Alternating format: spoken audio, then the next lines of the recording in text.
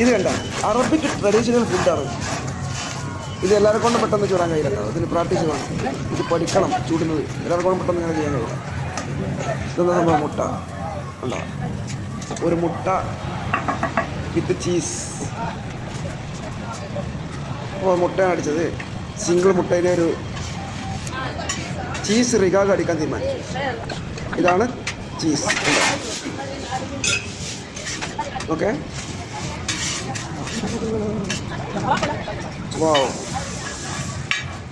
കണ്ടില്ലേ? 3 ഭാഗങ്ങളാക്കിയിട്ടാണ്, 3 കഷ്ണമാക്കിയിട്ടുണ്ട്.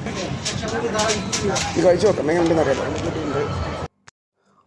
ഇത് 3 പീസാക്കി, 3 കഷ്ണങ്ങളാക്കി മാറ്റി. ഇങ്ങനെയുള്ള 3 പീസുകൾ. ഓക്കെ,